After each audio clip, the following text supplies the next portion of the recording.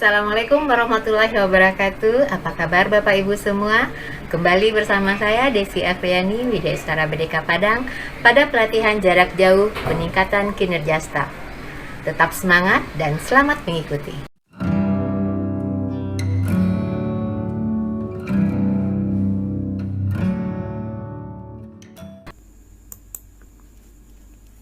Baik Bapak Ibu sekalian, kali ini kita akan membahas topik komunikasi dasar pada pelatihan jarak jauh kita ini.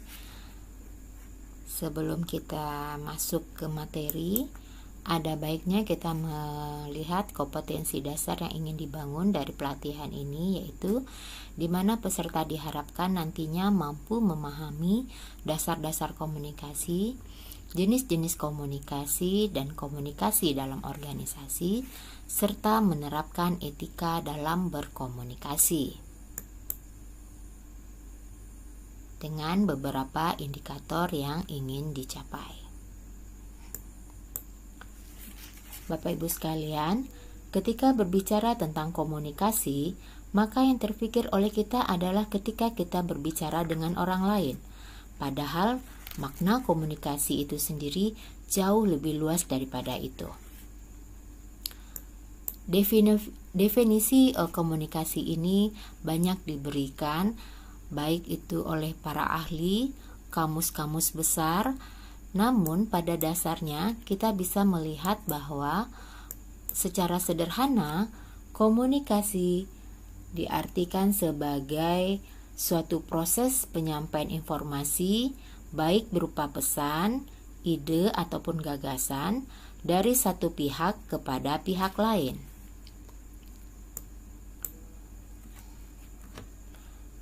Ada beberapa bentuk dalam komunikasi ini. Yang pertama itu adalah komunikasi intrapersonal.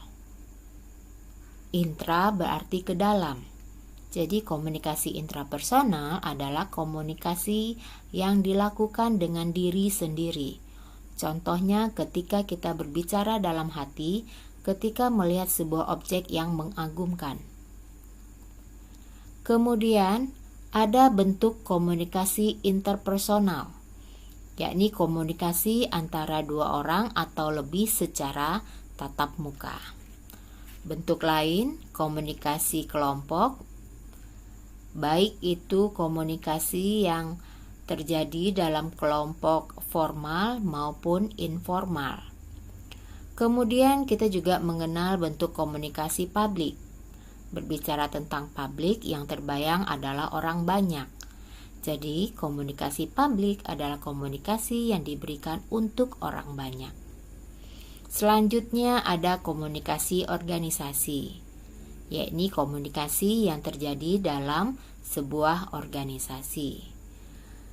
Juga ada komunikasi massa.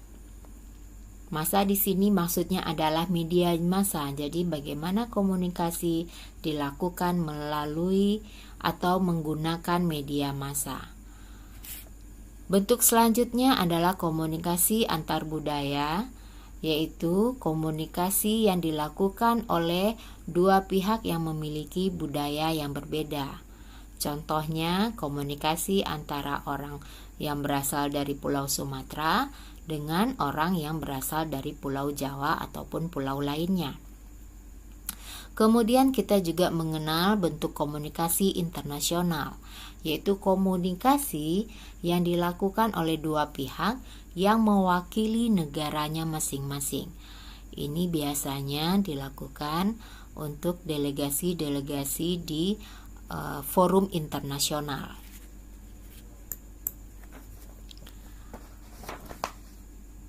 Komunikasi yang dilakukan memiliki fungsi dan tujuan tertentu sesuai dengan kondisi di mana komunikasi itu berlangsung.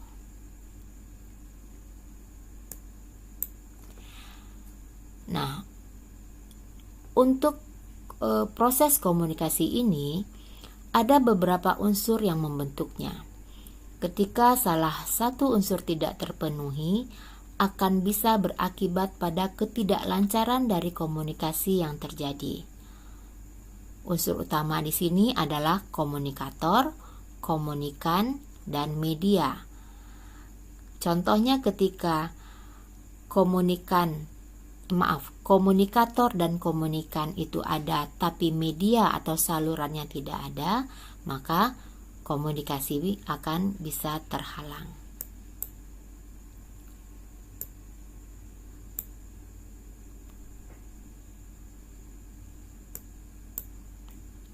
Ini ada model komunikasi, ada linear dan sirkuler. Perbedaannya hanya terletak pada feedback, di mana linear tidak membutuhkan feedback, sedangkan sirkuler atau dua arah membutuhkan feedback. Sekarang kita masuk pada jenis komunikasi.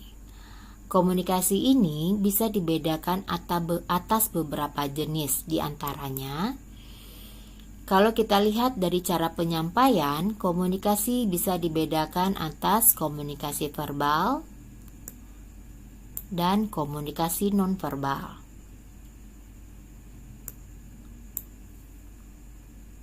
Kalau dilihat dari cara penyampaian,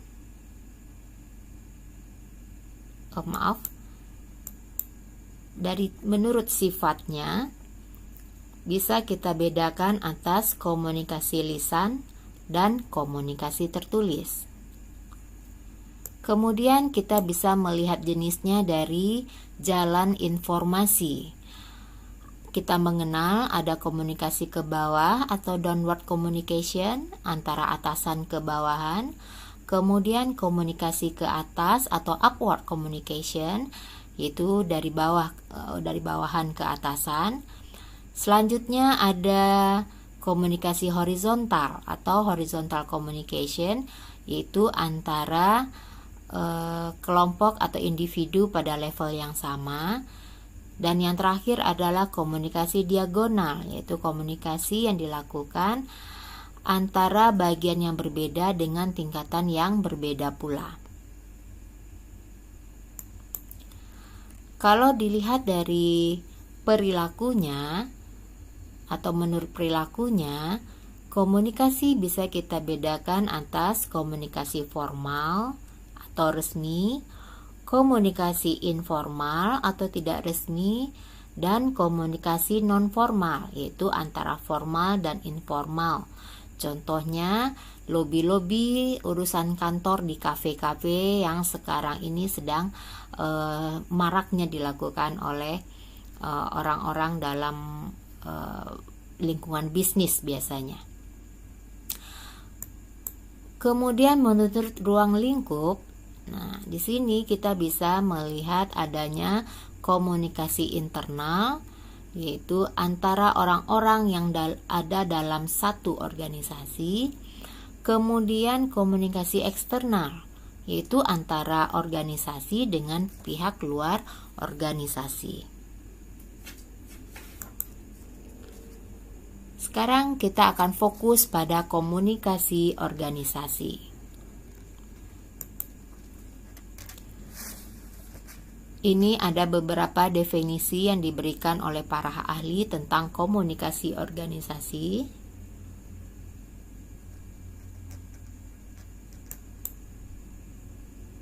Katz dan Kahn juga memberikan definisi. Kemudian ada Zelko dan Dance. Namun kalau kita lihat bahwa pada dasarnya prinsip komunikasi organisasi ini tidak berbeda jauh dengan komunikasi yang sebelumnya kita bahas. Cuman lingkupnya sekarang kita berada di organisasi. Nah, komunikasi organisasi ini memiliki beberapa fungsi. Yang pertama yaitu sebagai alat kontrol jalannya organisasi.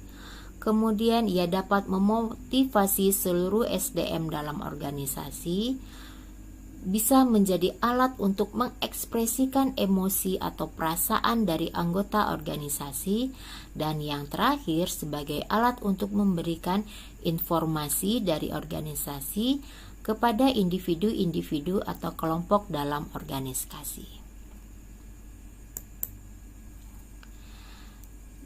Yang tak kalah penting diperhatikan ketika kita berbicara tentang komunikasi organisasi adalah bagaimana komunikasi yang dilakukan bisa efektif dan mencapai tujuan yang diinginkan.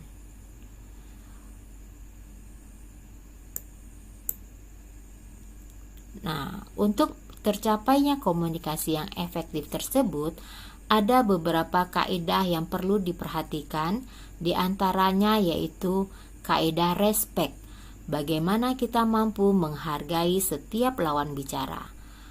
Kemudian empati, bagaimana kita mampu menempatkan diri sesuai dengan kondisi yang dihadapi.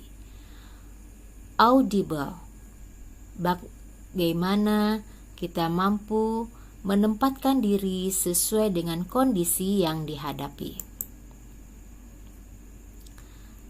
Kemudian ada clarity, bagaimana kita mampu menyampaikan pesan dengan jelas sehingga tidak menimbulkan kesalahan makna atau persepsi. Dan yang terakhir adalah humble, bagaimana kita mampu bersikap rendah hati untuk membangun hubungan dengan lawan bicara kita.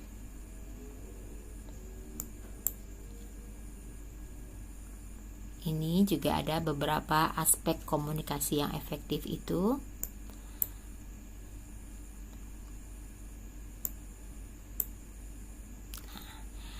Bapak Ibu sekalian, ada 3 elemen kekuatan di dalam kita berkomunikasi. Yang pertama itu verbal. Ternyata bahasa verbal atau lisan hanya 7% memberikan kekuatan dalam keefektifan sebuah komunikasi. 38% dimiliki oleh vokal. Bagaimana vokal mampu mempengaruhi keefektifan komunikasi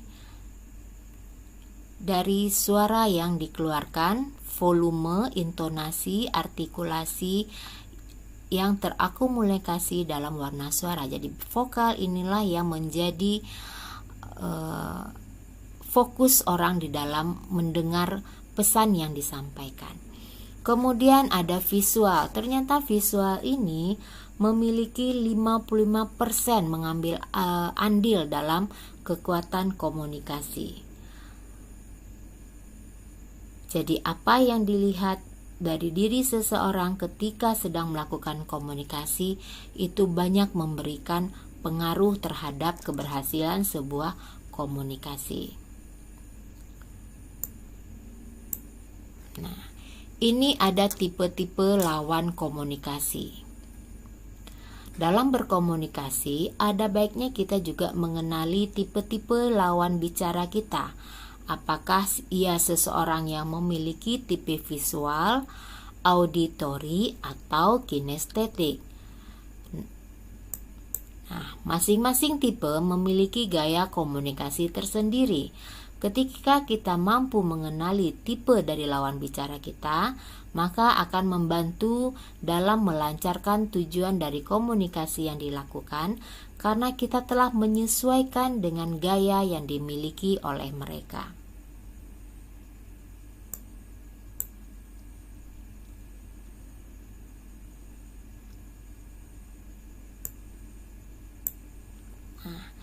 Selain mengenali tipe dari lawan bicara, kita juga dapat menerapkan aspek nonverbal, dalam hal ini bahasa tubuh atau body language, untuk menunjang keefektifan dalam berkomunikasi. Salah satu keterampilan dalam menjaga bahasa tubuh ini adalah apa yang disingkat dengan so clear. Bagaimana posisi duduk, berdiri yang benar, sit atau stand, bagaimana sikap tubuh yang terbuka atau open terhadap lawan bicara. Kemudian kita harus fokus, konsentrate terhadap lawan bicara. Sekali-sekali kita perlu mencondongkan badan atau lean ke arah lawan bicara. Selalu menjaga kontak mata atau eye contact yang wajar, dan memberikan tanggapan atau appropriate yang sesuai, dan tetap santai atau rileks dalam melakukan sebuah komunikasi. Baik Bapak Ibu, selanjutnya kita akan membahas tentang komunikasi respektif. Apa itu komunikasi respektif? Komunikasi respektif ini adalah komunikasi yang saling menghargai antara para pelaku dalam komunikasi. Komunikasi respektif juga penting dilakukan ketika kita berbicara dalam lingkup komunikasi organisasi. Hal ini perlu diterapkan dalam organisasi khususnya untuk membangun hubungan yang baik dan suasana yang saling mendukung. Ini ada beberapa prinsip komunikasi respektif yang dapat kita terapkan. Yang pertama yaitu positive thinking. Komunikasi respektif ini diawali dengan berprasangka baik terhadap lawan bicara. Kemudian kita selalu berorientasi pada solusi atau solution oriented, mengutamakan kejujuran, mampu berempati dan merasakan apa yang dirasakan oleh lawan bicara, serta mampu menyampaikan pesan dengan baik. Nah, itulah beberapa hal yang perlu kita perhatikan ketika kita membahas atau berbicara tentang komunikasi dalam organisasi. Terakhir, kita akan membicarakan tentang etika komunikasi. Sebagai abdi negara khususnya, kita selaku ASN dalam memberikan pelayanan kepada masyarakat perlu menerapkan etika yang baik dalam berkomunikasi.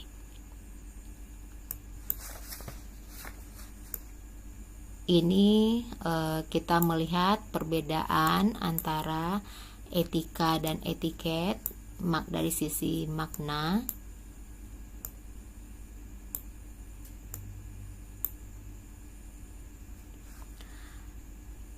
Etika komunikasi ini dapat diartikan sebagai norma, nilai, atau ukuran tingkah laku yang baik dalam berkomunikasi sesuai dengan standar yang berlaku dalam suatu masyarakat.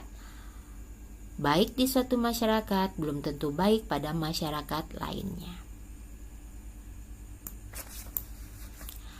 Ada beberapa etika dalam berkomunikasi yang ada baiknya kita ketahui dan terapkan dalam berkomunikasi dengan masyarakat yang membutuhkan pelayanan dari kita. Di antaranya adalah bagaimana etika ketika kita berbicara tatap muka, ketika kita berkomunikasi secara langsung ataupun tidak langsung. Kemudian hal-hal apa saja yang harus kita hindari ketika menghadapi lawan bicara, bagaimana pula gestur atau bahasa tubuh yang sopan dan wajar ketika berbicara, dan apa saja yang perlu kita perhatikan ketika melakukan komunikasi melalui media. Ini ada beberapa, silakan Bapak Ibu nanti baca. Ketika kita mampu menerapkan etika-etika tersebut, maka komunikasi yang kita lakukan akan dapat memberikan kepuasan kepada pihak atau masyarakat yang kita layani. Baiklah Bapak Ibu sekalian, demikianlah pembahasan kita kali ini tentang topik komunikasi dasar. Besar harapan saya Bapak Ibu mampu mengeksplor kemampuan diri di dalam berkomunikasi ini. Dan ini memang membutuhkan latihan atau praktek yang terus-menerus menuju ke arah perbaikan, sehingga kita mampu melakukan komunikasi yang betul-betul mampu memberikan kepuasan terhadap masyarakat yang kita layani. Baiklah Bapak Ibu, kita cukupkan pembahasan kita tentang komunikasi dasar. Mudah-mudahan apa yang kita bahas bisa membawa manfaat untuk kita semua dan menunjang dari kelancaran tugas-tugas kita. Banyak maaf, Wabillahi taufiq wal hidayah. Assalamualaikum warahmatullahi wabarakatuh.